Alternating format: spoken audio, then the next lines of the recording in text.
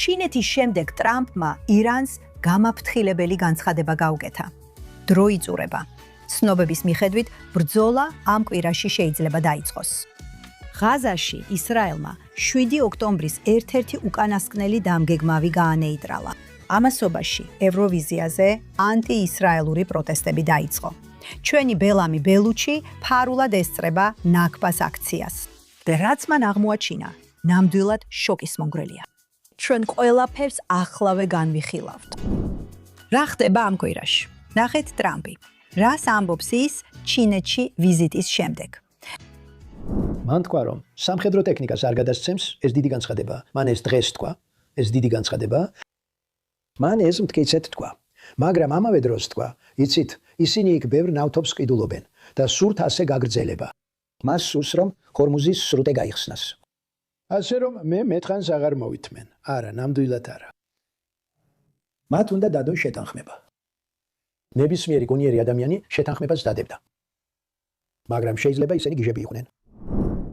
ეხლა კი მის თვიტზე გადავიდეთ. ირანისთვის დრო იწურება და მათ სჯობს სწრაფად იმოქმედონ, თორემ მათგან აღარაფერი დარჩება.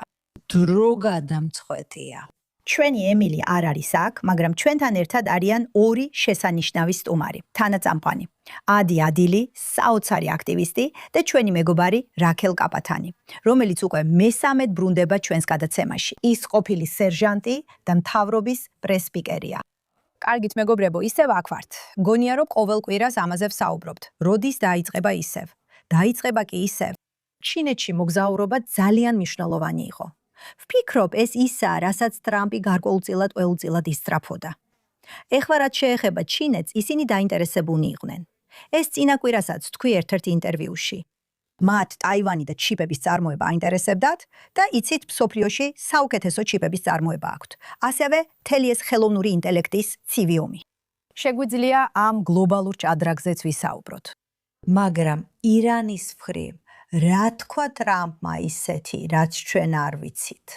შოშანა, რას ფიქრობ? გოგო, არ ვიცი. რო ვთქვა, ვითომ ვიცი რა ხდება, ეს ხომრობა იქნებოდა. მხოლოდ ის ვიცი, რომ როცა შეერთებული შტატები სხვა რაღაცებითაა დაკავებული ან ყურადღება გადატანილი აქვს, ჩინეთი ძალიან ბედნიერია. ხო ასეა, რუსეთიც ძალიან ბედნიერია. ჩინეთი ბედნიერია, რადგან არავინ უყურებს მათ. ამიტომ ჩვენთვის ეს ყველაფერი იმაზეა, რატომ არავინ უყურებს ჩინეთს, რატომ არავინ უყურებს რუსეთს, რატომ არავინ უყურებს აფრიკას, რატომ არავინ უყურებს არაფერს, ისრაელისა და ახლო აღმოსავლეთის გარდა. იმიტომ რომ ვიცი, რაღაცები ბნელში ხდება და ამისთვის, ნახე, მე არაფერი ვიცი. მაგრამ ჩინეთს სჭირდება ჰორმუზის სრუტე ღია იყოს, რადგან იქიდან იღებს თავის იაფი ენერგიის უმეტეს ნაწილს. რაქელ, როგორ ფიქრობ, რა გამოვიდა აქედან, რასაც ჩვენ ვერ ვხედავთ? როგორც შოშანა ამბობს, ჩვეულებრივ ადამიანები უკან არ იხევენ და მთელ საჭადრაკო დაფას არ უყურებენ. ასე რომ, თუ მთელ დაფას შეხედავ, წინ ყავს შენი პაიკები, შემდეგ კი მეფეები და დედოფლები. ესენი არიან დიდი გლობალური მოთამაშეები და ყოველთვის პროქსი ომებია, რასაც ისინი ყურადღებას აქცევენ. მაგრამ რეალურად რაც ხდება, ეს არის აშშ ჩინეთის წინააღმდეგ, აშშ რუსეთის წინააღმდეგ 100%. ასე რომ, როცა ჩინეთი ამაში ერთვება, რაც მე დავინახე, როცა ამას უყურებ, არის ის, რომ ჩინეთი ძალიან სტრატეგიულია თავის ნაბიჯებში. ხო.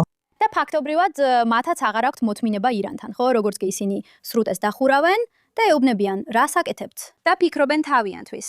იქნება ეს უბრალოდ ჩაძირული ხარჯების შეცდომა. უნდა დავხარჯოთ მეტი დრო იმისთვის, რომ ეს ყველაფერი შევინარჩუნოთ, თუ უკვე მოთმინების ბოლო ზღვარზე ვართ. და ასე მოულოდნელად ხედავ, რომ ჩნდება პარტნიორობა, შესაძლოა იქ, სადაც ჩვეულებრივ არ იქნებოდა. რადგან აქ საერთო, ხომ იცი, პრობლემა არსებობს. აქ მხოლოდ საერთო პრობლემა არ არის. ფიქრობ, საერთო დრის წესრიგიც არსებობს, რადგან ჩინეთს არ აქვს იდეოლოგია. ჩინეთი ეკონომიკურ გაფართოებაზეა ორიენტირებული. ეს არის მათი მიზანი. ისინი ფულზე არიან.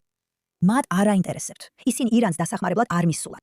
და ჩემთვის ეს უკვე ტრამპის გამარჯვებაა, რომ ირანს დასახმარებლად არავინ მივიდა. არც რუსეთი და არც ჩინეთი. ასე რომ ის ფაქტი, რომ ისინი ომში არ ჩაერივნენ და ეხლა თითქოს შეთანხმებას აპირებენ და ეხლა ხან გავიგე, სადღაც წავიკითხე, რომ ტრამპი აპირებს ჩინეთისთვის ალასკადან ნავთობის გაყიდვას.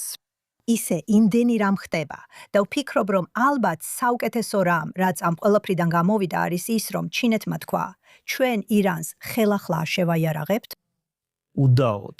ფიქრობ, ზუსტად ისეა, როგორც თქვი, ჩვენ უყურებთ ძალიან უცნაურ მაკრო, თითქოს შვიდგანზომილებიან ჭადრაკის თამაშს აქ.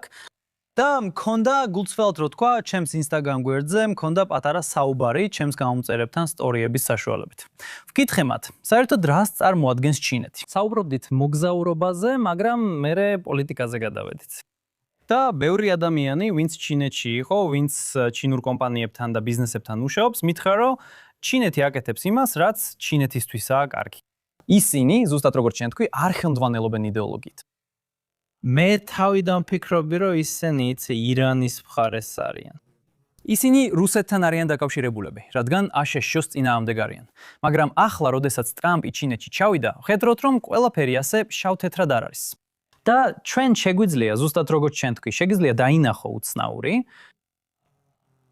ინტერესების თანხვედრა ხო, აშშ-სა და ჩინეთს შორის. და ეს ჩვენთვის სიგიჟეა. ჩვენ მართლაც ძალიან გიჟურ დროს ვცხოვრობთ.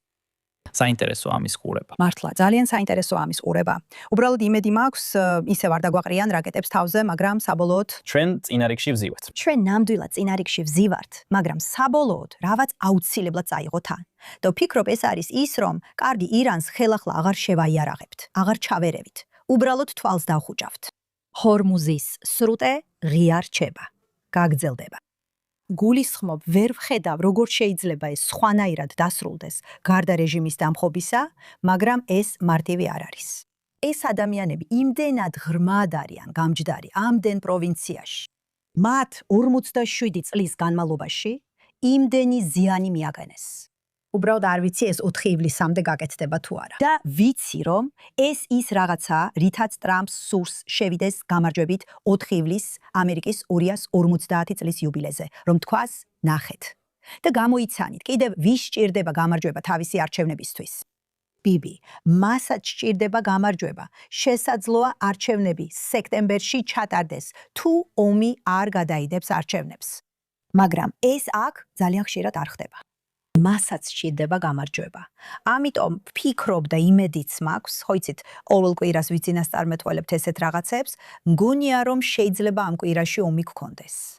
უკვე ძალიან დავიღალე ამის მოსმენით. სრულიად გამოფიტული ვარ, რადგან ჩვენთვის ომი ნიშნავს იმას, რომ კი, ღამის 2 საათზე, 3 საათზე თავშესაფრებში გავბივართ და სამწუხაროდ ადამიანები იღუპებიან კიდეც, მაგრამ სწრაფად გადავიდეთ სხვა ბრძოლის ველზე, ევროვიზიაზე. ღმერთო ჩემო, პირველ რიგში მართლა შეიძლებოდა კი ისრაელისთვის უკეთესი შედეგი ყოფილიყო. არა. აბსოლუტურად. მარცხნივ ან უკან. მათ სადეს ჩვენი აკრძალა. და 4 ქვეყანა არ გამოცხადდა. 5 ქვეყანა. 5 ქვეყანა. ვინ არიან ისინი? მაგრამ საუკეთესო ქვეყანა. ესპანეთი, ირლანდია, სლოვენია და ჰოლანდია. ხო, ნიდერლანდები და კიდევ ერთი ქვეყანა მგონი. კიდევ ერთი იყო, სულ 5 იყო. როგორც არ უნდა იყოს. თავარი ისა რომ მათ არ გამოუვიდათ. და EBU, ესე ქვიათ, ხო? თავის პოზიციაზე დარჩნენ. ამისთვის უნდა დავაფასოთ. თქვენს არა, ჩვენ ბოიკოტს არ უწესებთ ხალხს. ისრაელი მონაწილეობდა, ისინი არა. ისინი რისკზე წავიდნენ და ამ ქვეყნებს დაგარგეს. ამ ყველაფრის გარდა მათ წესები შეცვალეს, რადგან ფიქრობდნენ, რომ თითქოს ისრაელს უსამართლო უპირატესობა ჰქონდა ხალხის ხმების მეშვეობით, რომ ჩვენი რბილი ძალა გამოვიყენეთ. კი, ამას რეკლამირება ქვია. ყველა ასე აკეთებს. ეს სიგიჟეა. სიგიჟეა, რომ ისრაელი გამარჯვებას უნდა. ებრაელებს გამარჯვება უნდათ? ვაუ. მაინც ევროვიზია. ყველაფერ, ევროვიზია, ხო? რბილი ძალა, ხო? როგორც არ უნდა იყოს, მერე წესები შეცვალეს. და ახალი წესებით მეორე ადგილი დავიკავეთ. რაც ჩემთვის პირველზე უკეთესი იყო, იმიტომ რომ პირველი ადგილი უამრავ მომავალ წელს აღარ მოვალის ტიპის რეაქციას გამოიწვევდა და ყველა ეს სხვა ბოიკოტიც ეხლა კი შეგვიძლია 7-ად ვისხდეთ. მაგრამ მეორე ადგილი, ჩვენი სიმღერა სოფლიოს 2 საუკეთესო სიმღერას შორის იყო და ჩვენ არც კი გვიწევს მასპინძლობა. მიყვარს ეს. იცი ვუყურებდი და ამერიკელი ვარ. ჩვენ არ ვიცით რა არის ევროვიზია, კარგი? მანქანაში ვზივარ და ვფიქრობ, ეს რა არის? ყველაზე უცნაური ხალხი უბრალოდ სცენაზე აიყვანე და რეკვიზიტები მიეცი. აი ეს არის კონკურსი. გიჟურია და სიმღერები საშინელია. საშინელია, ეს გიჟურია. მართლა ესეა, ვუყურებ ამას და უნდა ვუყუროთ, იმიტომ რომ ხო იცი, ყველაფერი სადაოა, რაც არ უნდა იყოს. ვუყურებ და მე ჩემი შვილი მეუბნება, შენ ჩემთან ერთად უყურებ. ისინი კი ამბობენ, მე ამას არ ვუყურებ და გაქრნენ. მარტო ვუყურებდი. და მე ვამბობ, ვუყურებ და მე კარგი. და მართლა მეგონა რომ ის მოიგებდა. ვინ? იმიტომ რომ მას საუკეთესო ნომერი ჰქონდა, ბულგარეთი იყო. ბულგარეთი ძალიან მომეწონა ის პოპისავით იყო, მართლა ძალიან მომეწონა, ვფიქრობდი რომ ის მოიგებდა. და აღმოჩნდა რომ მან უარი თქვა ისრაელის დაგმობაზე. არა მხოლოდ ეს, მას ასევე მოუწია მან დარწმუნდა რომ ისრაელის გუნდმა იცის რომ ხარს უჯერს მათ. პირველ რიგში ჩემთვის ეს ნამდვილად საუკეთესო შესაძლო პასუხია, მაგრამ როგორც ხედავ, არა, ნუ ამი გადადის მეორე ნომერზე. ვამბობ არა. პირდაპირ Twitter-ზე დავწერე. ოი ვეი, შეიძლება ეს მოვიგოთ. და ეხლა მარტო ვარ, რადგან ყველა მიმატოვა. იგივე ვიგრძენი. ფიქრობდი არა. და ბოლოს მან თქვა, კარგი, მოიგო. ეს არ გჭირდებოდა ნამდვილად, მაგრამ ეს საუკეთესო შედეგი იყო. ძალიან საინტერესო იყო. ბედნიერი ვიყავი. ნახე, კი, ვნახე. ჩემი ქალიშვილი და მისი მეგობრები დაახლოებით პირველი საათი ინტერესით უყურებდნენ. ეს ბევრია, მე ამდენს ვერ გავუძელი. სიმღერები. მე უბრალოდ დავიწყე დათვაში მონაწილეობა. სიმართლე რო გითხრათ. მაგრამ ორი საინტერესო რამ იყო. პირველი იყო მომენტი, როცა ერთმა მაყურებელმა პატარა პალესტინის დროშა ასწია და თავს აქნოდა ისრაელის სიმღერაზე. თითქოს მომენტმა გაიდაცა. თითქოს აქ არანაირი იდეოლოგია არ არის. უბრალოდ ფიქრობს, პალესტინა, ხო? ეს მაგარი სიმღერაა. რიტმი აუცილებლად დაგიჯერს. და კიდევ ერთი რამ, რაც მინდა აღვნიშნო ევროვიზიაზე. წელიწადიდან წლამდე არის ეს სკანდალები, სიძულვილი, კამპანიები ჩვენს წინააღმდეგ. და მაინც ყოველთვის პირველ ხუთეულში ვართ, ხო? რადგან ჩვენი სიმღერები კარგია. ზუსტად. წლების განმავლობაში ზედიზედ მეორე ადგილზე ვიყავით. ეს მახსენებს ისრაელის მდგომარეობასაც. ამდენი ბოიკოტი, ამდენი საშინელება, ამდენი პროტესტი. და აი ომის მთელი ამ წლების მიუხედავად, მაინც კარგად ვართ. როგორც ჩვენი ეკონომიკა. ჩვენი ეკონომიკა ძლიერია. ჩვენი ბაზრები ძლიერია, შეხედეთ შეკელს. გიჟურია რაც ეხლა ხდება. იფიქრებდი რომ ისწავლით, მოისწავლიდნენ, მაგრამ არა. არ სწავლობენ. მაგრამ რაც მართლა საინტერესოა ჩემთვის, ისა რომ ხალხი ვერ ხვდება. მაგალითად თუ გახსნის რეც, რაც ჩემი ახალი, არ ვიცი. არ ვარ იქ, არც მინდა. თუ გახსნი ამას, უბრალოდ ფიქრობ, მაინტერესებს როგორ მიიღო ისრაელმა, რომელიც ასე არაპოპულარულია, ამდენი მაყურებლის ხმა და პასუხები საოცარია. მართალია და გონი მეც მოვიყვანე ციტატა, რომ ეს იმიტომ, რომ ჩვენ ISO მოვკალით და იქიდან ყველაფერი ასე დაიწყო. მაგრამ სხვები ამბობდნენ, იქნებ ისინი შენზე ნაკლებად არაპოპულარულები არიან, ზუსტად. საქმე ისაა, რომ ყველაზე ხმამაღალი ადამიანები ყოველთვის არ წარმოადგენენ უმრავლესობას. და ეს საოცარია საყურებლად. და მართლა ჩვენ ვდებთ ძალისხმევას ამაში. ჩვენთვის ეს მნიშვნელოვანია. არ ვიცი რატო, მაგრამ ჩვენ გვიყვარხართ, არ ვიცი. რადგან ვაცნობიერებთ, იცით, რამდენად აქცევენ ადამიანები ამას ყურადღებას და რამდენად შეუძლიათ ადამიანებს, იცით, ჩვენ შეგვიძლია, ესე ვთქვათ, ნერვებზე მოუშალოთ მათ. მაგრამ ასევე ვფიქრობ, რომ ჩვენი სიმღერები კარგია, გულწრფელად. ჩვენ კარგები ვართ და იცით რა მომწონს?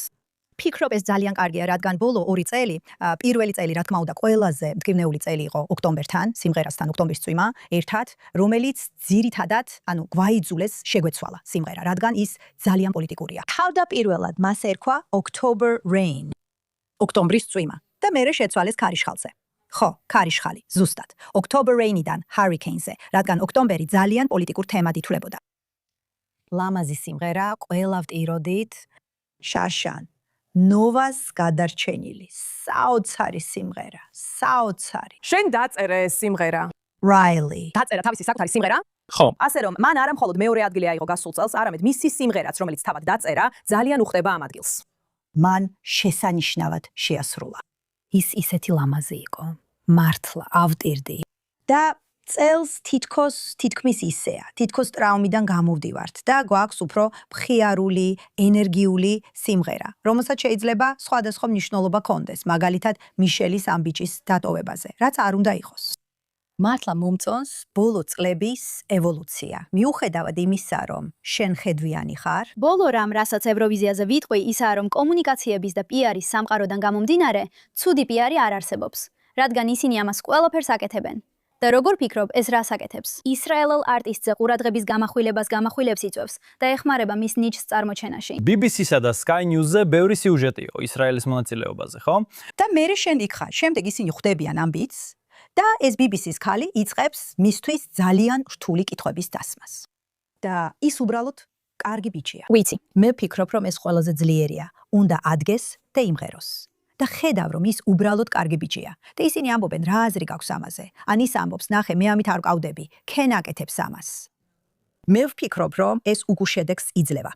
უკუშედექს იძლევა, რადგან ეს უბრალოდ ძალიან კარგია, ხო გესმის და ისინი ვერ შეამჩნევენ მტრულ განწყობას. ხო. მე ვფიქრობ, ნიშნულოვანია აღვნიშნოთ, რომ გასულ წელს, მიცი ჩვენ ყოველთვის ვამბობთ, რომ მაღალი ქულები მაყურებლის ტელეხმებით მოგდის, ხოლო ჟიურის ჩვენ არ მოვწონვართ. გასულ წელს ეს ნახეთ. გასულ წელს ჟიურიმ იუალს ბევრი ქულა არ მისცა. წელს კი მხოლოდ მაყურებლის ტელეხმები არ იყო ჩვენს მხარეს. ჟიურიმ მართლაც კარგი ქულები მოგცა. ჟიურის ხმების მიხედვით ვფიქრობ, ორჯერ მეტი ქულით დავასრულეთ. 6-ით მეტი, ვიდრე ორმაგი იყო ჟიურის ქულები, ხო? და სხვათა შორის, ხო იცი, ასე უნდა იყოს.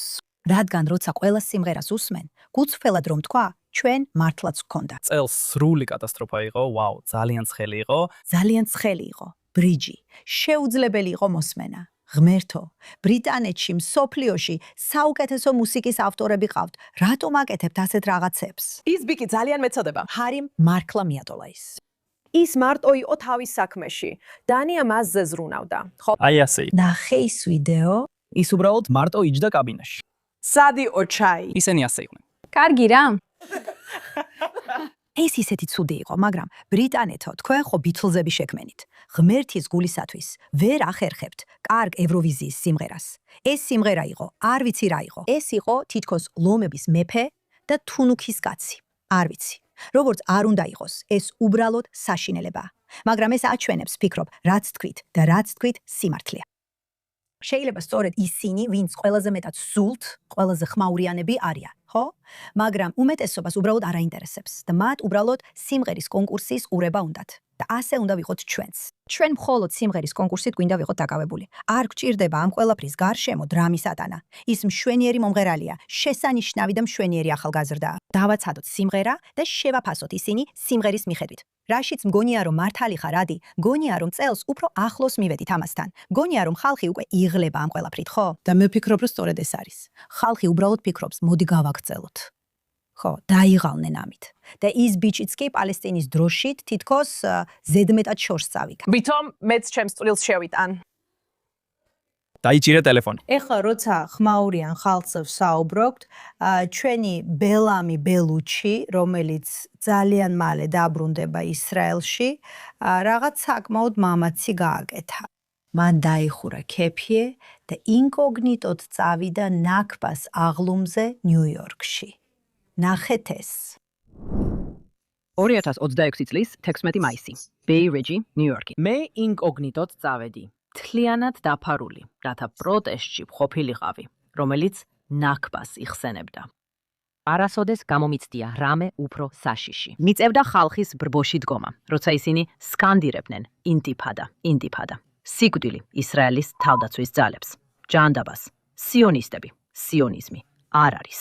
და იგიყვნენ ებრაელები დავითის ვარსკვლავებით და ქეფიებით. ეს იყო რაღაც ისეთი, რაც სხეულ გარეშე გამოცდილებასაც კი აღემატებო და მე ჯერ კიდევ ვცდილობ გავიაზრო ეს. მაგრამ ყველაზე საზიზღარი ის არის, რომ ისინი ძალიან ძლიერები არიან იმაში, რასაც აკეთებენ და აღწევენ იმას, რის მიღწევაც სჭირდებათ. იყო თინეიჯერი ბიჭი, რომელსაც ეჭირა დროშა, რომელიც მგონია ჰეზბოლას ეკუთვნოდა. მე ვესაუბრე ბავშვს, რომელიც პირდაპირ შეიძლება ითქვას, რომ ფაქტობრივად ჰამასს განასახიერებდა, თუ გულწრფელები ვიქნებით, რადგან მას ეცვა ჰამასის თავსაბურავი და ჰქონდა სვიტერი და ჰუდი, რომელზეც იახია სინვარისადმი პატივისცემა იყო გამოხატული. და ზუსტად იცოდა, რას ამბობდა და ზუსტად იცოდა, ცოდა რაზე საუბრობდა. გამარჯვება, რომელიც იქნება არა მხოლოდ პალესტინის, არამედ დასავლეთის გათავისუფლებაც. ეს არის საშინლად საშიში დრო, რომ ცოცხლობდე. განსაკუთრებით თუ ნიუ-იორკში ცხოვრობ. ებრაელი ხარ და უბრალოდ თავს იტყუებ, რომ ყველაფერი ჩაწყნარდება. ან თუ უბრალოდ თავს დაბლა დახრი. ან რაც არ უნდა იყოს.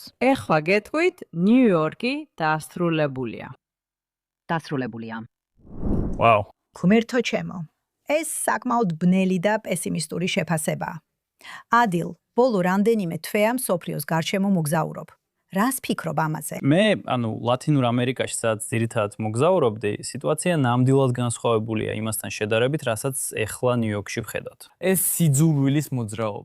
სიძულვილის მოძრაობა, რომელმაც მოახერხა და თავი ჰუმანიტარულ საქმედ გაასაღა მთელ მსოფლიოში. ზუსტად ისე როგორც მან აღწერა, იცი, რასაც ამ მიტინგებზე ხედავთ, ეს არ არის მშვიდობისკენ მოწოდებები, ერთიანობისკენ მოწოდებები. გონია რომ ეს მშვიდობისთვისაა თუნდაც. არა, ჩვენ უკვე ბევრად შორს ვართ მაგისგან. ხო. ეს ჰეზბოლას დროშებია, ეს ჰამასის დროშებია. და საერთოდ ეს ნარატივი ნაკბას აღლუმის შესახებ. რა არის ნაკბა? რას აღნიშნავენ ისინი ზუსტად? როცა ვსაუბრობთ, ნაკბა არაბულად ნიშნავს კატასტროფას. ხო. რაც ჩვენთვის კატასტროფაა, ჰოლოკოსტი. იცი, როცა ამას ვიხსენებთ, ხედავ რომ მემორიალური შეკრებებია. ეს არის, იცი, ერთად შეკრება, საუბარი იმაზე, რომ კაცობრიობამ აღარასოდეს უნდა დაუშვას მსგავსი რა. რასაც ისინი ყვირიან ამ მიტინგებზე, არაფერია. ეს ზუსტად საპირისპიროა. ისინი ებრაელების გენოციდს მოითხოვენ, ამას ეძახიან საკუთარ კატასტროფას, წარუმატებელ გენოციდს. ებრაელები ზუსტად ეს არის. ვინც არ იცის, ისინი წუხან იმაზე, რომ ჰოლოკოსტიდან რამდენიმე წელიწადში მეორე ებრაული გენოციდი ვერ მოახერხეს. ეს არის მათი წუხილი. ჩვენ ყველა ებრაელი არ მოკალით და მათ მოახერხეს სახელმწიფოს შექმნა. და ისინი ასე პირდაპირ ამბობენ ამას, იცი? ვერ ხვდები როგორ ებმებიან ადამიანები ესეთ რამეში. როგორ ვერ ხედავენ ამას ადამიანები. იმიტომ რომ ძალიან ჭკვიანურად ყიდიან ამას და კარგადაც ყიდიან. გუშინ ვისაუბრე ძალიან მცოდნე ადამიანთან და მან მითხრა რომ ისინი ძირითადად იმ ადამიანებს მიმართავენ, ვისაც აკლია კუთვნილების გრძნობა, საზოგადოება, თვითშეფასება. ეს არის ახალგაზრდა თაობა. სჭირდებათ ვიღაცა, ვისაც ზულდეთ. ბრალდების ობიექტი, ვიღაცა, ვიზეც დააბრალებენ ყველაფერს. მიზეზი თუ რატო არის სამყარო ასეთი. როცა უყურებ სამყაროს და ხედავ რომ რაღაცები გამოსასწორებელია, გაქვს არჩევანი, ხომ ასეა? ან ბევრს იმუშავებ და იპოვი მიზანს, რომელსაც თავს მიუძღვნი. მეც ასე მოგცეუ ვარ. ვინ ვარ მე? რა არის ჩემი პატარა წვლილი, რაც შემიძლია გამოვასწორო ამ სამყაროში? ან უბრალოდ უკან დაიხევ და იტყვი რომ მათი ბრალია, რომ ყველაფერი ცუდადაა. და მე აღარაფრის გაკეთება აქ ჭირდება გარდა იმისა, რომ იმ ადამიანზე იყვირო, ხო ასეა. ასე რომ ეს ძალიან ზარმაცი მიდგომაა. ეს ზარმაცობაა, ინტელექტუალურად თითქოს გაკოტრებულია და უბრალოდ ძალიან მარტივია, პოპულარული იყოს სხვას დააბრალო და საერთოდ არ აიღო პასუხისგებლობა. გულისხმობ ძალიან მარტივია იმის გაგება, რატო აკეთებენ ამას. ნულოვანი პასუხისმგებლობა აქ ძალიან მნიშვნელოვანია, რადგან ამ პროტესტებში, როგორც ბელი და ბელამი ამბობენ, ისინი ამ ეტაპზე იმდენად გამბედავები არიან. უბრალოდ დროშებით დადიან, ტერორიზმის სიმბოლოებს ატარებენ. რაც მათ არ აკეთებენ, ეს არის სრული ისტორიის მოყოლა. ნაკბა მოხდა ომის გამო, რომელიც მათ დაიწყეს. დიახ. მაშ, როგორ შეგიძლია დაიტირო? ყველაფერი. ზუსტად. იცი რა ომი დაიწყე? ზუსტად. შენ გწყინს, რომ წააგე ომი, რომელიც თავად დაიწყე და მე უნდა ვიგრძნო სინანული ამის გამო. თითქოს ვერ ხვდები. აქ სრულ ამბავს არ ყვებიან. კი, ვერ ყვებიან, ზუსტად. იმიტომ რომ მაშინ მხარდაჭერას ვერ მიიღებდნენ. ამიტომ არჩევენ და მხოლოდ ნაწილებს ყვებიან. ნახე, ომების გამო ხალხი ყოველთვის იძულებულია დატოვოს სახლი. ეს არც პირველი იყო და არც ბოლო.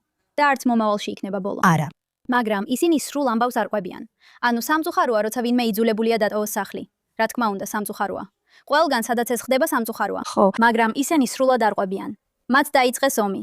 ვერ იწუწუნებ ომში წაგებაზე, რომელიც შენ თვითონ დაიწყე. ზუსტად, მაგრამ ეს მათ მთელი ისტორიის განმავლობაში გააკეთეს. ფაქტობრივად, უნდათ რომ დავივიწყოთ, რომ ომებს იწყებენ და მერე აგებენ. და რატომღაც ის მიწის ნაწილი, რომელიც კანონიერად დავიბყარით ომში, რომელიც ჩვენ არ დაგვიწყია, ყველგან სხვაგან კანონიერია. იმიტომ რომ ომის დაწყებისთვის როცა აგებ, შედეგები უნდა იყოს. ეს ცხოვრებაა. და რატომღაც ყველას უნდა რომ ეს გაუტაროს. და ამას გარდა საერთოდ არ ითვალისწინებენ ჩვენს უსაფრთხოების საჭიროებებსა და საფრთხეებს. მათ არ აინტერესებთ, ხო? მათი აზრით, იცი, ჩვენ აქ ყოფნაც კი არ გვჭირდება. და მაშინაც კი თუ ისინი აღიარებენ, რომ ეს ჰამასმა დაიწყო, ეს პალესტინელი არაბი ლიდერები იყვნენ 1948 წელს, ვინც ომი დაიწყო. ისინი ამბობენ, მაგრამ რა არჩევანი ქონდათ, რა არჩევანი გააკეთეს, ხო ესეა? რა თქმა უნდა, მაინც ასეა. ისინი ცდილობენ აჩვენონ არაბულ საზოგადოებას, ვინც აქ დარჩა და კარგად ცხოვრობს. ასე რომ მათ ქონდათ არჩევანი და სწორად აირჩიეს. თქვენ არასწორად აირჩიეთ. თქვენ არასწორ მხარეს დადგით ფსონი. ეს იყო Nas Daily-ი. არ ვიცი ნახეთ თუ არა მისი ვიდეო. მე ვნახე Nas Daily. ის ახლა ძალიან ბევრ ამას უმკლავდება. რა თქმა უნდა, ესეა. ის ჩვენს მხარეს გამოვიდა და დაგვიჭირა მხარი.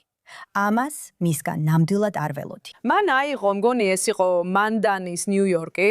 მანდანის tweet-ი, სადაც ნაკბაზე ლაპარაკობს. ინტერვიუს უხებდა ნიუ-იორკელს, რომელმაც ნაკბა გადაიტანა, მაგრამ სინამდვილეში არა, მაგრამ არ აქვს მნიშვნელობა. და მე მოდის და ამბობს, კარგი, მე ამ ნარატივს ვარღვევ. ეს ისეა, როგორც ჩემს სოფელში მოხუცები ამბობენ. ის არაბი ისრაელელია. ჩემს სოფელში მოხუცები ამბობენ, წადით. ხო, წადით. და ეხლა ვსაუბრობთ იმაზე, როგორ გამოაგდეს ისინი. ის ამბობს, ეს იცით, შესანიშნავი პოსტია, სინამდვილეში ძალიან კარგი პოსტია. და ამის გამო მას დიდი ზეწოლა, რადგან იცით, ყველა მას უწოდებს, რა ქვია, კოლაბორაციონერს ან მსგავს რამეს, რადგან ბოლოს და ბოლოს ამბობს, ბოდიში, დიახ, მე პალესტინელი ვარ და ისრაელელი ვარ. და ეს არის ჩემი, ეს არის სიმართლე. და რასაც ის ძირითადად ამბობს, არის ის, რომ მსხვერპლის მენტალიტეტი უკვე კმარა. რამდენ ხანს შეიძლება იყო მსხვერპლი? გააგრძელე ცხოვრება. წინი არე. ხო, ისტორიას ვერ დააბრუნებ უკან. აი სწორედ ამას ცდილობენ პალესტინელები და მათი მიზანი ისტორიას უკან დაბრუნება, მაგრამ ისტორია უკან არ ბრუნდება. ყველაფერი წინ მიდის. მაგრამ ნასირთან დაკავშირებით საქმე მხოლოდ იმაში არ არის, რომ მან ჩვენი მხარე აირჩია. მან სიმართლის მხარე დაიჭირა. ეს უბრალოდ ის სიმართლეა, რაც მოხდა. ზუსტად ეს. როცა ვიზრდებოდი, მამას კარგი მეგობარი ჰყავდა, რომელიც ასევე მისი მძღოლი იყო. ის იყო არაბი ისრაელელი ძველი ქალაქიდან. მან გითხრა, რომ იმ დროს, ეხლა უკვე ცოცხალი აღარ არის, მაგრამ მაშინ როცა მე პატარა ვიყავი, ის საკმაოდ მოხუცი კაცი იყო. მან გითხრა, რომ დიახ, მათი ლიდერები ეუბნებოდნენ, რომ დაეტოვებინათ ქალაქი, მაგრამ ზოგმა არ დატოვა. ამბობდა, რომ მის მშობლებს პატარა კაფე ჰქონდათ. გვეუბნებოდა, რატომ და წავსულიყავით. უბრალოდ დავკეტეთ კაფე და დაველოდეთ, როდის ჩაივლიდა ყველაფერი. იოსებ ხადაში იგივეს ამბობს. მათაც უთხრეს, რომ დაეტოვებინათ, მაგრამ მისი ოჯახი დღემდე ფლობს მიწას, რადგან მან არ დატოვა. დიახ, თუნდაც ამ მიტინგებს რო უყუროთ, მათ უყვართ ჩამოთვლა ყველა იმ სოფლის, რომელიც სიონისტებმა ეთნიკური წმენდა მოაწყვეს. თუ ამ სოფლებს უყურებთ და დეტალურად იკვლევთ, ნახავთ, რომ ზოგიერთი სოფელი ერთმანეთის გვერდითაა. კარგი? მაგალითად, დეირიასინი, რომლის შესახებაც თლიანი ნარატივი აქვს. დეირიასინის ხოცვა ჟლეტა თლიანად აქვს აღწერილი. რაც ისტორიიდან ვიცით, ამ სოფელში სირიის არაბი მებრძოლები იმალებოდნენ. და ისინი არა მხოლოდ ებრაულ მილიციებს უპირისპირდებოდნენ, არამედ ავტომობილებსაც ესროდნენ პირველ მაგისტრალს. კარგი, და შემდეგ პირდაპირ დეირიასინის წინ არის აბუგოში. და აბუღოში დღემდე ერთ-ერთი ყველაზე აყვავებული და ყველაზე აყვავებული, მეგობრულია, ყოველთვის ასე იყო. ისრაელი, ებრაელები, არაბები, ყველა იქ მიდის ჰუმუსის საჭმელად. ყველა მეგობრულია იქ. ზუსტად ასეა, ხო. ჩვენ ზუსტად იმას ვამბობთ, რაც შენ იცი. სიმართლე იქა, ხო? ყველა ახალი ამბავი იქა. მაგრამ მაგრამ მათ სიცრუიდან პროპაგანდა შექმნეს ისე, როგორც ნაცისტებმა გააკეთეს. და ეს არის ის, რაც უნდა გადავკლაპოთ. და მე გულისხმობ, ბელამი იქ ძალიან მამაცა წავიდა. მან ქეფიე დაიხურა. ვერ ვითმენ როდის ვნახავ. ხო. ჟურნალის ყდაზე რომ მოხდეს. დარწმუნებული ვარ, მალე ვიდეოსაც აჩვენებს. მაგრამ სანამ ჩვენს ყველაზე საყვარელ რუბრიკას კვირის ნაძირალას მიუბრუნდებით, მინდა ცოტა ხნით გავემგზავრო ღაზაში. იმიტომ რომ იქნებ ხალხი ბოლოს და ბოლოს აცნობიერებს ამას, არა ჰამასი თავისით არ განაიარაღდება. რა სიურპრიზია! ისინი თავისით არ განაიარაღდებიან, რადგან ვერ შეძლებენ მათ არ აქვთ განზრახვა შეწყვიტონ ტერორისტობა, რადგან მორიელი ვერ შეწყვეტს მორიელად ყოფნას. უბრალოდ არ შეუძლიათ. და ეხლა ჩვენ გვყავს ჰაკაბი, რომელიც საუბრობს იმაზე, რომ შესაძლოა ისრაელს მოუწიოს შესვლა. ვინ აპირებს რეალურად განაიარაღებას? არ ვიცი. შეიძლება საბოლოოდ ერთადერთი, ვინც ამას გააკეთებს, იყოს ისრაელის თავდაცვის ძალები. თუ ეს ასე მოხდება, ერთი რამ, რასაც ვიმედოვნებ, ვლოცულობ და ვამტკიცებ, რომ ამას აუცილებლად უნდა ახლდეს. სოფლიომ არ შეუძლია გააკრიტიკოს ისრაელი იმის გამო, რისი გაკეთებაც თვითონ არ ეყო გამბედაობა, ანუ ჰამასის ჩამოგდება. ასე რომ თუ ისრაელი აღმოჩნდება ერთადერთი, ვინც მზად არის გააკეთოს ის, რაზეც ყველა თანხდება, რომ უნდა მოხდეს, იმისთვის, რომ ღაზას ჰქონდეს მომავალი, მე უბრალოდ ვიმედოვნებ, რომ სოფლიო ისრაელს მადლობას გადაუხდის და არ გააკრიტიკებს. არიუელ, შენ ჯარისკაცი იყავი. რა ხდება? ხო, ზუსტად როგორც თქვი, გაგვიკვირდა. არა, საერთოდ არ გვიკვირს. ამას თავიდანვე ვამბობდით, როცა დაიწყეს საუბარი იმაზე, რომ იქნებ ინდონეზიური, ემირატული, საუდის არაბეთისა და აზერბაიჯანული ძალები გაგზავნონ ღაზაში და იქ განაიარაღონ, რა სისულელია. ვინ უნდა ჰამასთან საქმე კონდეს? არავის უნდა მათთან საქმე. ჩვენ სხვა გზა არ გვაქვს? ზუსტად ასეა. ჩვენ ერთადერთები ვართ, ვინც არა მხოლოდ შეუძლია, არამედ რეალურად სურს ამის გაკეთება. არ ვიცი, ნამდვილად გვინდა თუ არა. ეს დიდი რამეა, იცი? ჩვენ უნდა გავაკეთოთ ეს. დიდად, მაგრამ გვესმის, რომ ეს უნდა გავაკეთოთ. სხვა არჩევანი არ არსებობს. ჰამასი თვითონ არ განაიარავდა. მოდი ახლა ჩვენ საუბრობთ ადამიანებზე, საუბრობთ მოძრაობაზე, რომლის ქარტიის პირველივე მუხში წერია ისრაელის განადგურება. განკითხვის დღე არ დადგება, სანამ მუსლიმები არ იბრძოლებენ ებრაელებთან და არ მოკლავენ მათ ყველას და ხეებსა და ქვებსაც. აქ ყველგან, სხვაგან. შენ ყოფილი სერჟანტი ხარ, რეზერვში ხარ. რას ფიქრობ? საინტერესოა, მე მსახურობდი გამიჯვნის პერიოდში. ვაუ, ამიტომ ჩემთვის ყველაფერი წრე შეიგრა. ვაუ. და ვგულისხმობ იმას, რასაც ჩვენ ამბობ, ნუ თუ ვინმეს ეგონა რომ ჰამას ისრაელის თავდაცვის ძალების გარდა ვინმე გაუმკლავდებოდოდა. ანუ რაზე ვსაუბრობთ? მე ასე ვფიქრობ, მაგრამ ეს მაინც შემაშფოთებელია, იმიტომ რომ თუ მართლა ამას მივყვებით, ანუ უკვე ბევრი რამ გავაკეთეთ. მათ აღარ აქვთ რაკეტები ისე როგორც ადრე ჰქონდათ. და ასევე ჩვენ ვხედავთ ახალი ტიპის ცეცხლის შეწყვეტას. ვხედავთ ცეცხლის შეწყვეტას, რომელიც კარგია ხალხისთვის, ანუ მშვიდობიანი მოსახლეობისთვის, ჩვენს მხარესაც და ნებისმიერ მხარესაც, ლიბანში, სადაც არ უნდა იყოს. მაგრამ ისრაელი მაინც აგრძელებს მიზანმიმართულ დარტყმებს. დიახ, ჩვენ მოვკალით. ახალი. დიახ. ერთ-ერთი დიახ რა, მისი სახელი დამავიწყდა. სამხედრო ხელმძღვანელი. დიახ, არის. ძველი გვარდიის უკანასკნელი ფაქტობრივად. სინვარის ძმის შემცვლელი. ფაქტობრივად, ზუსტად. ასე რომ, ჩვენ ვხედავთ ახალ სახის ცეცხლის შეწყვეტას, როდესაც ძირითადად ის ძალაში რჩება და ეს კარგია სამოქალაქო მოსახლეობისთვის, მაგრამ ჩვენ მაინც შევდივართ და ვახორციელებთ მიზანმიმართულ დარტყმებს, რაც ხელს უწყობს იმას, რომ ეს მომავალში აღარ განმეორდეს. არ მგონია რომ ვინმეს, გარდა ისრაელის თავდაცვის ძალებისა, ამის გაკეთება შეეძლოს. მაგრამ უბრალოდ არ ვიცი, ეს რეალურად როგორ გამოიყურება და რამდენი ადამიანის სიცოცხლეს დავკარგავთ. და ეს მაწუხებს. რა თქმა უნდა, აბსოლუტურად, იმიტომ რომ ისინი უფრო შეზღუდულები არიან, რაც ნიშნავს, რომ მოქალაქეებიც უფრო შეზღუდულები არიან. და ეს პრობლემაა, რადგან ჩვენ იმის საპირისპიროდ, რასაც ჩვენზე ამბობენ, სამოქალაქო პირებს მიზანში არ ვიღებთ. ან ყველაფერს ვაკეთებთ იმისთვის, რომ სამოქალაქო პირები არ გავხადოთ სამიზნე. კარგი. ამ თემაზე რო ვთქვათ და უკვე ბევრი რამ გამოვიარეთ. ვაუ, ჩინეთი, ღაზა, ევროვიზია. ეს თითქოს სხვა პლანეტაა. კარგი. ეხლა კი ჩვენი საყვარელი რუბრიკა კვირის ნაძირალა. ადიელ, შენი პირველი კვირის ნაძირალა. რას გრძნობ? ძალიან აღფრთოვანებული ვარ ამის გამო, ჩემი საყვარელი რუბრიკაა ამ შოუში.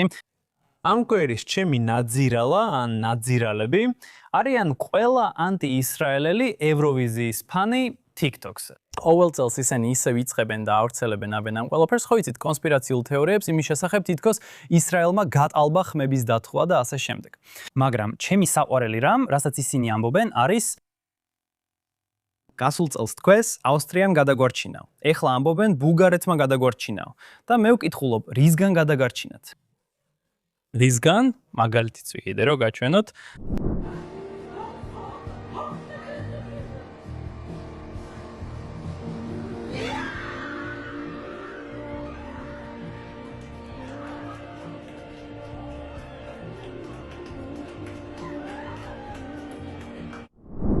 როგორც ხედავთ, არ ამბობენ, ნახეთ, როგორ უყურებთ ბულგარეთის გამარჯვებასო. რასაც წერენ არის, ნახეთ, როგორ რეაგირებთ ისრაელის წაგებაზე. შენ გონზე ხარ? ეს უბრალოდ სწორად არ შვერს. წაგებულებო, თქვენ არ ზეიმობთ ქვეყნის გამარჯვებას, თქვენ ზეიმობთ ქვეყნის წაგებას. ეს ყველაფერი ჩემთვის სიგიჟეა. და ყველა კომენტარი ასეთია, ხო, გადავჩით. შეგიძლიათ ნახოთ, რამდენად პრივილეგირებულები და მუცხვეტილები არიან ეს ადამიანები. ხო. რა არის საშუალო ასაკი ამ ადამიანების, ვინც ესეთ რაღაცებს აკეთებს? გულწრფელად. არ მაქვს წარმოდგენა, ადრე TikTok-ზე ბევრად უფრო ახალგაზრდები იყვნენ, ეხლა კი ხედავ, რომ ხალხი წერს 25 და ზემოთ, 30 ვიტყოდი, რომ შეიძლება 60 წლამდეც იყოს. ვიფიქრე ხომ შურს შენი, რომ ინჭაობის ნაწილი არ ხარ. ჩემი ცხოვრება ისედაც საკმარისად რთულია ამის გარეშე. ხო. შეგიძლია გაუმკლავდე ამას. ხო, ესენი არიან ჩემი ნაძირალები. იცხოვრეთ თქვენი ცხოვრებით, ხალხო. რეალობას შეხედეთ. ჩვენ იცით ბედნიერები ვართ. ზუსტად როგორც თქვით, ბედნიერები ვართ, რომ მეორე ადგილი ავირეთ. პირველი ადგილი არ გვჭირდება. და ეხლა წინ მივდივართ. ეს შენი ხასიათია, იმიტომ რომ ჩვენ წინ მივდივართ და ეს წაგებულები ერთ ადგილას რჩებიან, რადგან ისინი წაგებულები არიან. ეს შესანიშნავია, ჯიოტი, მადლობა, რომ ჩვენი TikTok-ის კორესპონდენტი ხარ. დიახ, და მადლობა, რომ აგვაცილე ის გულის ტკივილი, რაც გაწევრიანებას მოხვებოდა. ღმერთო ჩემო, შოშანა, ვინ არის შენი მეცნიერი? გამარჯობა ნაძირალებო, ვიმეორებ ნაძირალებო. New York Times-ი, რომელიც არასდროს უშვებს შანსს, რომ ისრაელი გააკრიტიკოს და არ ისაუბროს იმაზე, რაც აქ სინამდვილეში მოხდა. ამიტომაც ისინი გამოდიან. ზაღლის გაუპატიურების ცილის წამებით, რაზეც მოგვიანებით ვისაუბრებთ. და ისინი არ საუბრობენ ჰამასის რეალურ სექსუალურ ძალადობაზე არა მხოლოდ ისრაელელების, არამედ პალესტინელების მიმართაც. გაზაში ქალებს იყენებენ. ისინი უბრალოდ საჭმელს ითხოვენ.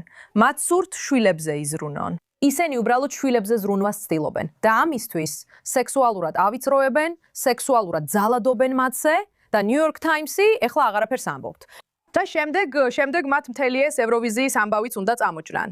არ ვიცი, ეს პიროგერძე იყო თუ არა, რადგან New York Times არ კითხულობ, მაგრამ X-ზე, Twitter-ზე ვნახე, რომ ისინი დამავიწყდა ზუსტად როგორ თქვეს, ისრაელის რბილი ძალა, ევროვიზია, მანიპულაციები. იუდაიზმში არსებობს ასეთი კონცეფცია, რომ ადამიანს ცხოვრებაში სიტყვების გარკვეული რაოდენობა აქვს და არ უნდა ფლანგავდეს მათ. და მგონია, რომ New York Times-მა ყველა სიტყვები ერთიანად ფუჭად დახარჯა, ყველგან ბეჭდავს უაზრობებს. იდეა, რომ დროს უთმობ და შენ სახელს აკენებ რაღაცას, რომ ვითომ ევროვიზია ვიყიდეთ. აი, ვისაც ცხოვრება არ აქვს. თუმცა ეს მხოლოდ TikTok-ზე არ ხდება. ეს ადამიანები, ვინც დამარცხებულები არიან, ასევე New York Times-შიც არიან, ისინი ძალიან შურიანები არიან. საერთოდ ვერ იგებენ ცხოვრებას, სამყაროს და იმას, რაც მნიშვნელოვანია. და იმის ნაცვლად, რომ იმ ადამიანებზე ისაუბროთ, ვინც რეალურად ითანჯება, ევროვიზიის ხმებზე წუწუნებთ. ევროვიზიასაც კი არ უყურებთ, ღმერთო ჩემო, ამერიკაში ხართ. ხო, ძულს ისინი. და ისინი გვადანაშაულებენ იმაში, რასაც ყველა ქვეყანა აკეთებს. ეს იგივეა, რომ თქვა, ისრაელი ტურისტულ კამპანიას ატარებსო, ღმერთო ჩემო, როგორ ბედავთ. არა, მართლა ეს იგივეა.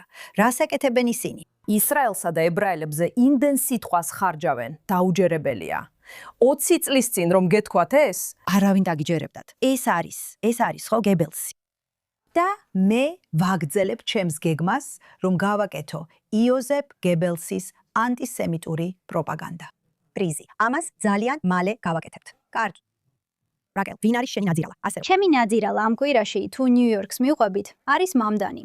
ნიუ-იორკის ამჟამადი მემინდელი მერი. ასევე, განმეორებები ასევე მონანიების სიმღერა, ხო?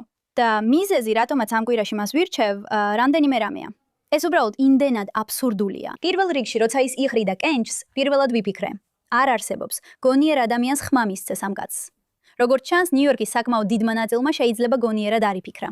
ხო, ასე რომ ის აირჩიეს. და გავიფიქრე, იცი, ზოგჯერ არჩევნების დროს საარჩევნო კამპანიები ჩემთვის უცხო არ არის. იცი, ბევრ რამეს ამბობენ, ბევრ რამეს აკეთებენ. მე მოდიხარ ხელისუფლებაში და ხვდები, ჰეი, უნდა, იცი, იხო კი. ზუსტად. აჩვენე მას. თუ გინდა. მე უნდა ავაშენო, იცი, ხიდები. უნდა შევაკეთო ურთიერთობები, მაგრამ ის საპირისპიროს აკეთებს. ხო. ახლა ხან მან გამოაქვეყნა ეს ნაფტას ვიდეო, რომელზეც ვისაუბრეთ. ხო. რა კავშირი აქვს ამას ნიუ-იორკთან? რა კავშირი აქვს შენთან? ის პალესტინური წარმოშობის არ არის. ანუ, საერთოდ რა კავშირი აქვს ამას შენთან? ასევე ყველა ვიდეოში, რომელსაც აქვეყნებს, აუცილებლად არის ვიღაც კეფიეთი. იცი? ზუსტად, ანუ, სად გონია რომ მერი ხარ პირველ რიგში? და ამას გარდა კიდევ ერთი რამ, რაც მართლა, იცი, უფრო სასაცილოა თუ შავი იუმორით შეხედავ. მაგრამ ის, რაც მართლა შემაშფოთა, ის იყო რომ თქვა, თითქოს მომიტინგეები სინაგოგის გარეთ აპროტესტებენ. და თქვა რომ ახალი წესი არის 50 ფუტი. იცი რა არის 50 ფუტი? ეს დაახლოებით აქედან სტუდიის კარის ბოლომდეა. აი სულ ესა. შეგიძლია წარმოიდგინო ის პროტესტები, რაზეც ბელამი ახლახან ისაუბრა, რომ ისინი ებრაელების მიმართ გენოციდურ შეძახილებს სკანდირებენ, ხო. ისინი ატარებენ ტერორისტულ ატრიბუტიკას. და ეს უკვე ზვარს ხდება, როცა ეს საოცრად ხდება. ეხა უკვე მერი ხარ. აღარ ხარ აქტივისტი, აღარ ხარ რეპერი, ან რაც არ უნდა ყოფილიყავი. ეხლა შენ ხარ მერი. წარუმატებელი რეპერი. ამას ვერ გააკეთებ. აღმოსავლეთ ნიუ-იორკში ეს პროტესტის მონაწილეები ჯგროება დადიან, ეს არეულობის მომწყობები, ეს მყირალა ალქაჯები, რომლებიც უილიამსბურგში დადიან, ძალიან ებრაულ უბანში. თითქოს იქ ვინმე სხვა ცხოვრობდეს, გარდა ებრაელებისა. ისინი ეხლახან ლოცულობდნენ ბრუკლინში, ებრაულ სკოლასთან. აი ეს არის პრობლემა. შეგიძლია იყოს სალოცავის, ანუ სინაგოგის, გარეთ 50 ფუტის მანძილზე, მაგრამ არანაირი წესი არ არსებობს სკოლებთან ან უბნებში, რაც ნიშნავს, რომ მათ შეუძლიათ პირდაპირ მიუახლოვდნენ, თუ არა შიგნითაც კი შევიდნენ. ჩვენ ნახეთ ვიდეოები, ოჯახები საკუთარ რაიონებზე იყვნენ, ხო ასეა. საკუთარ სახლში. დიახ, სუსტად ასეა. მათი წინ. აი სწორედ ამიტომ არის ის ჩემთვის ნაძირალა. იმიტომ რომ ეხლა შენ ხარ მერი. არ მაინტერესებს რა იდეოლოგია გაქვს. შენ ხარ მერი. შენ უნდა იყო ყველა ადამიანის მერი. და ეს უბრალოდ მიუღებელია. შეგიძლია წარმოიდგინო 50 ფუტით მეჩეთთან ახლოს რომ მომხდარიყო. ეს მთელ მსოფლიოში გავრცელდებოდა. ყველგან ისაუბრებდნენ ამაზე. თელ მსოფლიოში. ზუსტად. ამიტომ ფიქრობ, ეს არის ის, რაც ხალხმა უნდა იცოდეს, პირველ რიგში ძალიან კარგი, მაგრამ მეორედ ფიქრობ, დასავლურ საზოგადოებაში ბევრი რამ არის, რასაც მართლა არ სურთ გაიგო. ჩვენ ასე ვართ მიჩვეულები, იცით, ამერიკა კულტურათა ნაზავია, იქ გავიზარდე, მიყვარს ნიუ-იორკი. ნიუ-იორკში პირდაპირ გესმის უამრავი სხვადასხვა ენა და ხედავ უამრავ განსხვავებულ ტანსაცმელს, მაგრამ ყველა ნიუ-იორკელია. ასე იყო იქ. და ეხლა ვეღარ აცნობიერებ, რომ ეს ადამიანები, რომლებიც გადმოდიან, არა ყველა, მაგრამ ისინი, ვინც გადმოდიან, გარკვეული იდეოლოგიით, სურთ ნიუ-იორკი თავიანთ ტერიტორიად აქციონ. მათ მაპატიეთ, მაგრამ ეს შეჭრაა, ეს ილუზია. აი ეს ხდება ეხლა, მაგრამ დასავლური მენტალიტეტი ამას ვერ იაზრებს. სჯობს გამოიღვიძონ, უბრალოდ ვერ იაზრებენ ამას. გულისხმობ, ნახეთ, ამ შაბათ-კვირას დიდ ბრიტანეთში ტომი რობინსონის მიტინგი იყო. და ხალხი ამას სიძულვილის მარშს ეძახდა. ეს სიძულვილის მარში არ იყო, ხალხი იქ იყო, არავინ დაუშავებიათ. ყველა ფერის ადამიანი იყო იქ, არავინ დაუშავებიათ. ეს იყო პატრიოტიზმის მარში იმ ადამიანებისთვის, ვინც თავისი ქვეყნის გამო შეშინებულია. მაგრამ დასავლური მენტალიტეტი ამას რასიზმად ავიქვამს. მაგრამ როცა ებრაელების გენოციდისკენ მოუწოდებენ, ეს რასიზმი არ არის. ამას ვერ გამოიგონებ. დისტოპიაში ვცხოვრობთ. ხო, მე კიდევ ნახე ვიდეო, რამდენიმე ვიდეო, სადაც ადამიანები ევროპაში ამას აკეთებენ. მიდიან ანტიზიონისტებთან. შეგიძლია ნამდვილად თქვა, რომ ისინი ანტიზიონისტი მომიტინგეები არიან და ასე შემდეგ. ეკითხებიან, ეთანხმებით თუ არა, რომ პალესტინა პალესტინელებისთვისაა. და ისინი პასუხობენ, რა თქმა უნდა, პალესტინა პალესტინელებისთვისაა. მერე ეკითხებიან, შვედეთი შვედებისთვის? და მერე პასუხობენ, არა, ეგ რასიზმია. არა. ასე ვერ იტყვი. ასე არ შეიძლება. ეს თეთრკანიანთა უპირატესობის მსგავსია. მიყვარს ეს, იმიტომ რომ ისინი მართლა ზედაპირულები არიან. მათი ლოგიკა ზედაპირულია. რაც არ უნდა იყოს, აი აქ ვართ. 1930-იანი წლების ბერლინი, როგორც ჩანს. კარგი. ეხლა ჩემი ამ კვირის ნაძირალა და დიდი მადლობა, რომ ჩემს ნაძირლების ტერიტორიაზე არ შემოხვედი. ძალიან კარგი იყავი და ამისთვის მიყვარხარ. New York Times-ის ნიკოლას კრისტოფია. ეხლა, ვინ არის ნიკოლას კრისტოფი? ის ჟურნალისტია, რომელმაც კარგი საქმე გააკეთა აფრიკაში გენოციდების გაშუქებისას. მე მგონი, ეს იყო დარფურის გენოციდი. და ამისთვის მან პრიზები მიიღო. მაგრამ ის ყოველთვის ძალიან უსამართლო და კრიტიკული იყო ისრაელის მიმართ, როგორც ბევრი New York Times-ის ჟურნალისტი. მაგრამ ეს ნამდვილად ყველაფერს აღემატება. გასულ კვირას, როგორც შოშანა ამბობდა, გამოქვეყნდა სტატია იმ ანგარიშის წინ, რომელიც მან ასე გულმოდგინედ და ასე რთულად გააკეთა.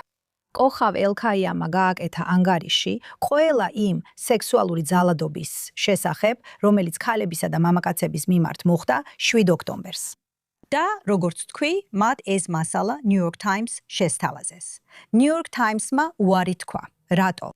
იმიტომ რომ მათ სურდათ ნამდვილი ამბავი, რეალური მტკიცებულებებით გადაეფარათ კალბი ამბით და კალბი მტკიცებულებებით. და ნიკოლას კრისტოფი იყო ის ადამიანი. და ეს ძალიან მნიშვნელოვანია. მათ ეს ამბავი, როგორც ახალი ამბავი, ისე არ გააშუქეს. მან ეს როგორც მოსაზრებითი სტატია დაწერა. ეს იყო მოსაზრებითი სტატია. და რას ამბობდა ეს სარედაქციო სტატია? მას ეწერა, რომ სხვა საკითხებთან ერთად, სრულიად მტკიცებულებების გარეშე, მხოლოდ ჭორებზე დაყრდნობით, იცი ამბობდა, რომ ისრაელის არმია მომყევი ასწავლის ძაღლებს, რომ პატიმრები გააუპატიურონ. კარგი, ახლა მე არც ბიოლოგი ვარ და არც ექიმი. მაგრამ ვინმეს მართლა გონია, რომ ძაღლი შეიძლება გააწუხნონ გაუპატიურებისთვის? მე ძაღლის მფლობელი ვარ. ანუ ვინმე ეს ყველაზე აბსურდული რამაა, მაგრამ როგორც ჩანს, ეს ცხოველებთან დაკავშირებული ბრალდებების გრძელ რიგს მიჰყვება. და ნება მომეცით ცოტა რამ წაგეკითხოთ აქედან. ისრაელის ჯაშუში დელფინის ბრალდება. ეს ჩემი საყვარელია. ღაზა 2015 წელი ჰამასთან დაკავშირებულმა წყაროებმა განაცხადეს, რომ მათ დააკავეს დელფინი, რომელსაც ჰქონდა სადაზვერო მოწყობილობა და რომელიც სავარაუდოდ ისრაელმა გაგზავნა ღაზას საზღვაო ობიექტების დასაზვერად. კარგი. ისრაელის ჯაშუში ზვიგენის ბრალდება. ეგვიპტე 2010 წელი შარმელ შეიხთან ზვიგენის თავდასხმების შემდეგ. ხო, იქ ზვიგენები ნამდვილად არიან. ეგვიპტელმა ოფიციალურმა პირმა განაცხადა, რომ შესაძლოა ზვიგენები ისრაელიდან დისტანციურად იმართებოდნენ, რათა ეგვიპტის ტურიზმის ინდუსტრია დაეზიანებინათ. კარგი, გავაბრძელოთ აბსურდულობებით. ისრაელის ჯაშუშის სვავი. დიახ, როგორც ჩანს, ეს საუდის არაბეთიდან გავრცელდა 2011 წელს. გრიფონის სვავი, რომელსაც თელ-ავივის უნივერსიტეტის მკვლევრებმა მიამაგრეს ნიშნული. საუდის არაბეთში აღმოაჩინეს თვალთვალის მოწყობილობით. ადგილობრივი ცნობები ამტკიცებდნენ, რომ ეს იყო ისრაელის ჯაშუშური მოწყობილობა. შეიძლება უბრალოდ მებაღეები ცდილობდნენ გაეგოთ, რამდენად შორს შეძლებდა ფრინველი ფრენას, მაგრამ არა, რატომ უნდა ვიფიქროთ ლოგიკურ გადაწყვეტაზე. ისრაელის ჯაშუში არწივი 2012 წლიდან, სუდანიდან. მონიშნული არწივი, რომელსაც ისრაელი მკვლევრების აპარატურა ჰქონდა, დააკავეს მას შემდეგ, რაც სუდანის მედიამ ჯაშუშობის ეჭვები გააჩინა. კარგი, ახლა ტახის თავდასხმები. ტახი არის ველური ღორი. პალესტინის ოფიციალური პირები სხვადასხვა დროს ადანაშაულებდნენ ისრაელს ველური ტახების გამოშვებაში დასავლეთ სანაპიროზე, იუდეასა და სამარიაში მოსავლის დაზიანებისა და მოსახლეობის დაშინების მიზნით. სასტრაფო სიახლეა, ველური ტახები თელ ქვეყანაში არიან. ეხლა ხან ერთს ფეხსაცმელთან ახლოს ვესწროლე? ისინი ზუსტად აჩვენებენ, მაგრამ შემიშის გარშემო სინამდვილეში ბევრი ველური ტახი ცხოვრობს. ეს სადავოდ რჩება, ეს არასდროს დადასტურებულა. რა სიურპრიზია. და შემდეგ ეს საერთოდ ყველაფერს აჯარბებს. რადგან თუ არსებობს რამე, რაც უფრო მზაკვარია, დიდრეის ბრალდება, რომ ისრაელის ციხის ადმინისტრაცია პატიმრებს სექსუალურად ავიწროებს, სიმართლესთან ეზაფერ შუაშია. იმდენად, რომ იყო ერთი გიჟი მემარცხენე დოქტორანტი, რომელმაც თეზისი დაწერა და თქვა, რომ ისრაელები რასისტები ვართ, იმიტომ რომ არ ვაუპატიურებთ ჩვენ ვართ ერთადერთი არმია მსოფლიოში, რომელიც ამას არ აკეთებს. და ასე რომ თუ არ აუპატიურებ, რასისტი ხარ და თუ აუპატიურებ, ეს ჩვეულებრივი გაუპატიურება არ არის. არა, შენ ძაღლებს წვრთნი, რომ გააუპატიურონ, რადგან მოდი ყველაზე აბსურდულ რამეზე ვიფიქროთ. მოდით იოზეფ გებელსის ანტისემიტური პროპაგანდის სკოლაში გადავინაცვლოთ. ინტარაკნისაზე. ხო, სწორედ იმაზე. მოდი ვიფიქროთ, რამდენად ცუდი შეიძლება იყოს.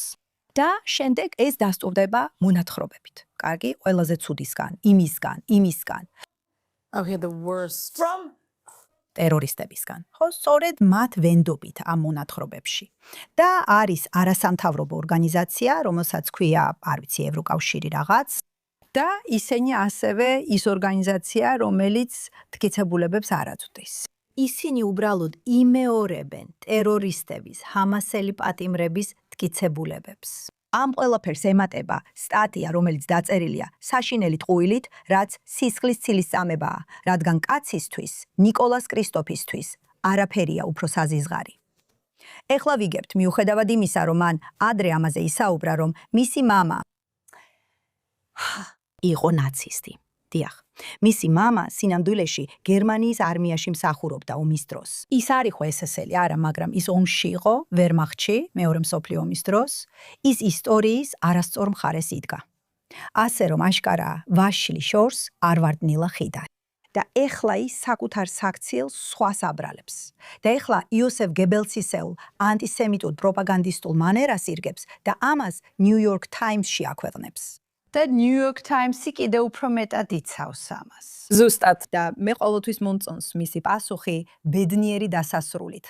ჩვენ ისრაელის სახელმწიფო ვუჩივლებთ New York Times.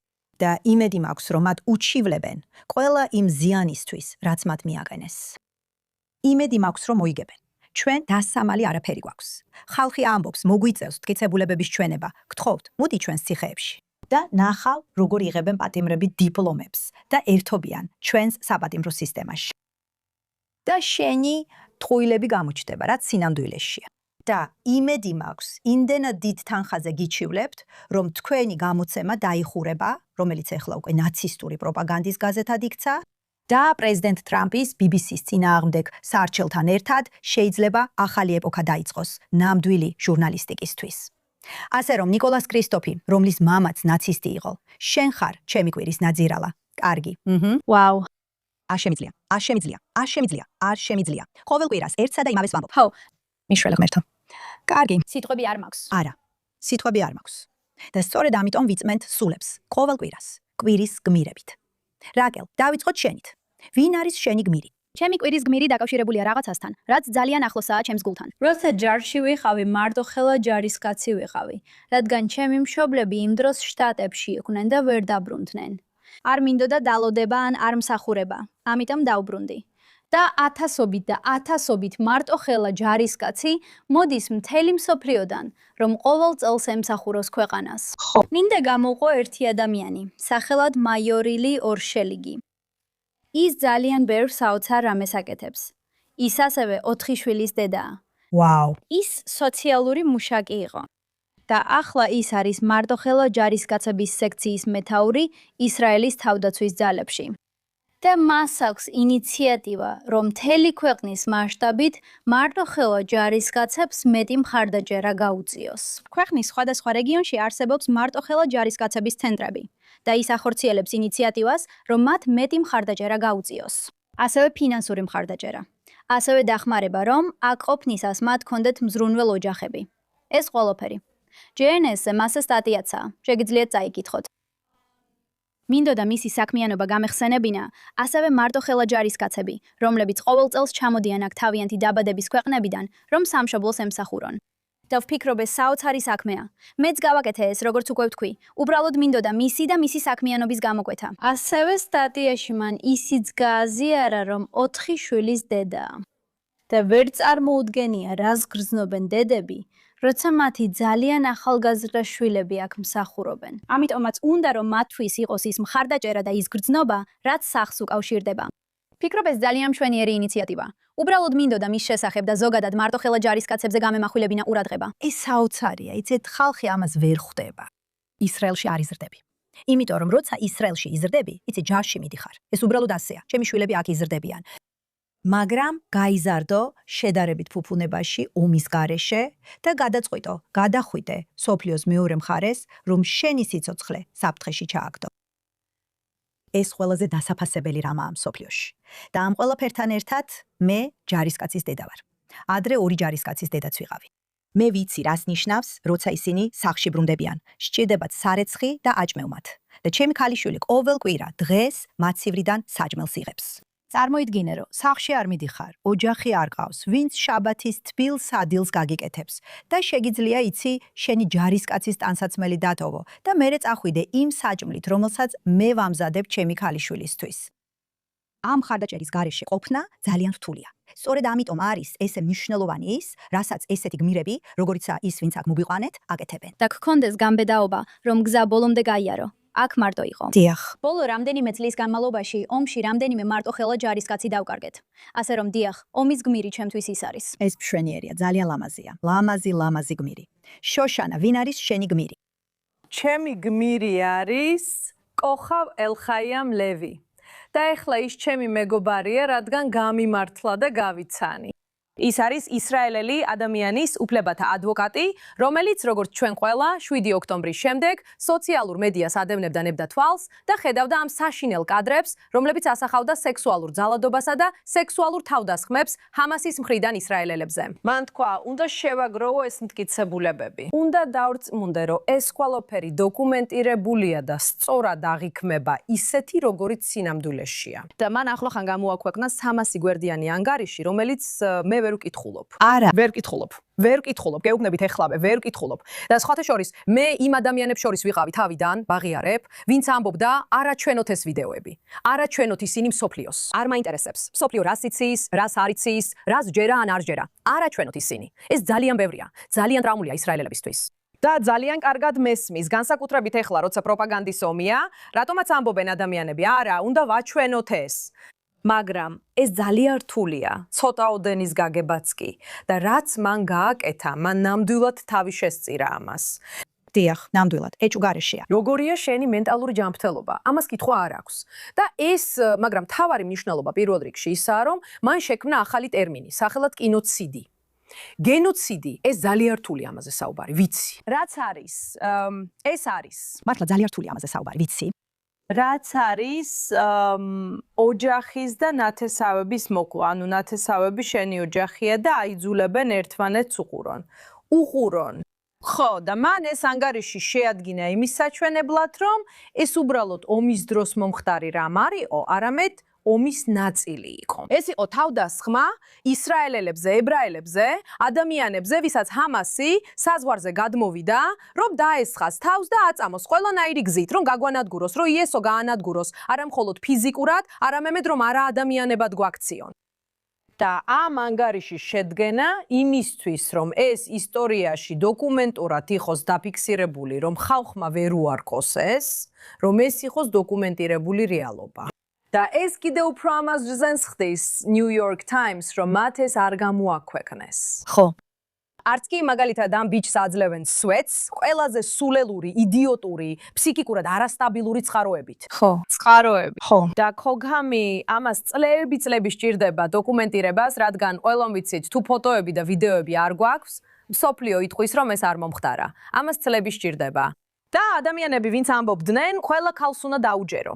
და ისინი, ვინც ვაინშტაინის ამბავი გაახმაურეს, ეხლა არაფერს ამბობენ. არაფერი.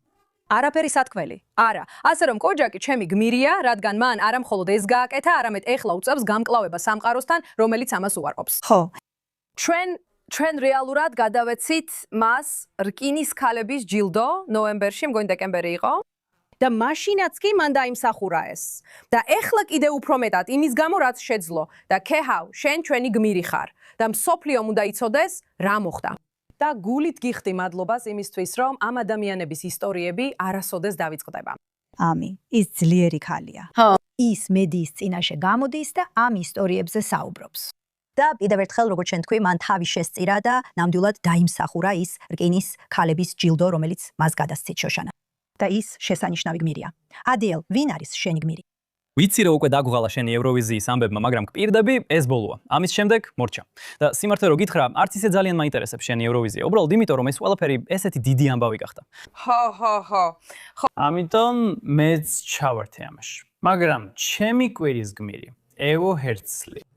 ის ავსტრიელი არაიუდეველი სიონისტი აქტივისტია, რომელმაც ვენის სხვადასხვა ადგილას გამართული პრო-პალესტინური და ანტი-ისრაელური აქციების ფონზე პროისრაელური მიტინგი ორგანიზება.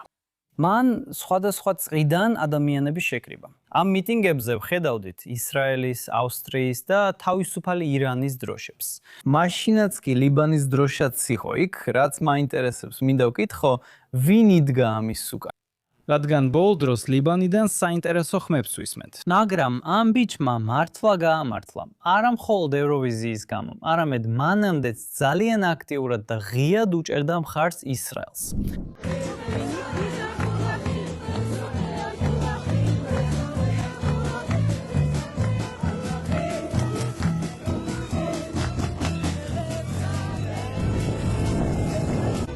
მე ივონ ჰერცლი მქვია და ვენაში პატარა ფლეშმობი მოვაწყო ისრაელის მხარდასაჭერად, სოლიდარობის ნიშნად. მე თავად ებრაელი არ ვარ.